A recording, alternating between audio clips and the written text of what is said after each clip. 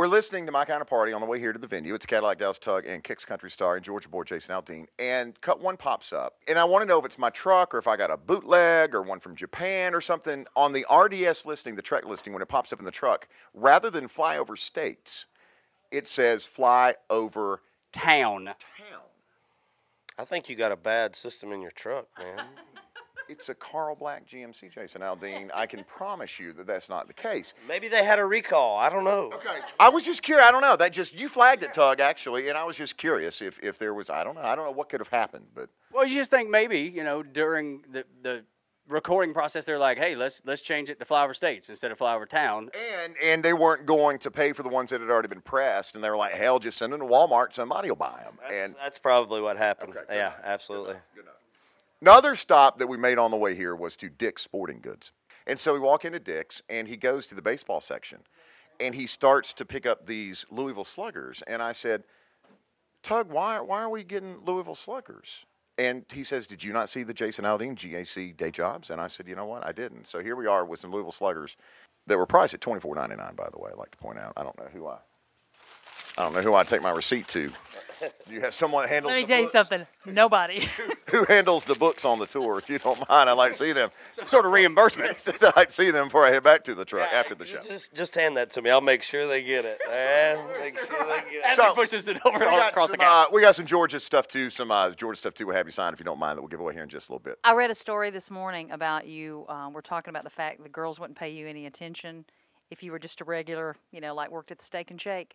And the reason I bring that up is because we have a cardboard stand-up at the Kicks tent right now, and you would not believe what the women are doing to that. There is a stand-up of you, and it's a stand-up of Luke Bryant, and they're getting in between you guys, and I will just tell you. Saying unsavory things. Yes. Oh, no. Taking advantage of my cardboard self. How much time do you and Luke spend on the road when you're not on stage? We visited with him as recently as 2 weeks ago, and he said, you know what, we have been doing some hunting. I saw a turkey, by the way, that you got here recently. Yeah, you know what? What's that thing where you just go? ESP? Sorry, well, that too. But, no, ADD. Yes. ADD, yes, there you go. Yes. Well, Luke and I both have that, I think, too. So, but no, we hang out a lot in Nashville. Our wives are friends, and so he's got two boys, I got two girls, and so we hang out a lot, and he actually just bought a farm about 15 minutes from my house, and so we hunt at his place, and then I got a farm about an hour outside of Nashville, so we hunt there a lot. And then deer season rolls around, and as part of the Buck Commander thing, we travel to Kansas and down to Chippers to the Dime, and just kind of all over Louisiana, and it's so we hang out a lot together, man. We tour together, and that's kind of the cool thing about this whole deal is, it's not only are we out here on tour hanging out, but we're also legitimately friends off stage, which is makes it a lot more fun on tour. 38,000 here over 2 days. Where were you the day that you found out show one, the Friday night show, had sold out? Who calls you and gives you that information, and were you aware and or even interested?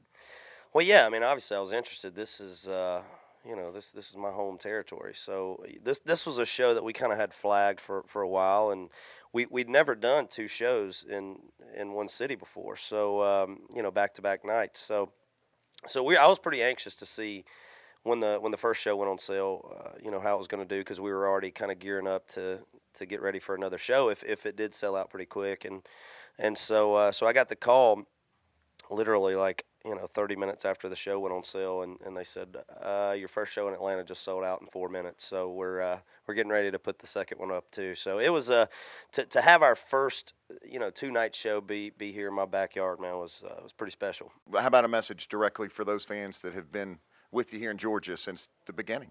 When you have success, I mean, it's cool to go to places like Texas and wherever, and people to support you there. But when you get support from your home crowd, man, that means more, I think, than anything.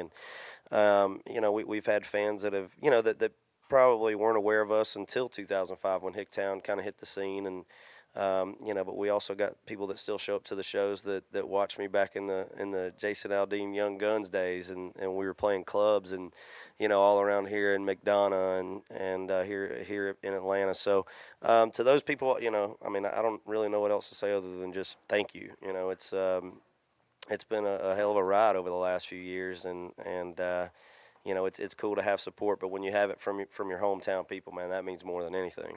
I can tell you're an impulse buyer, aren't you?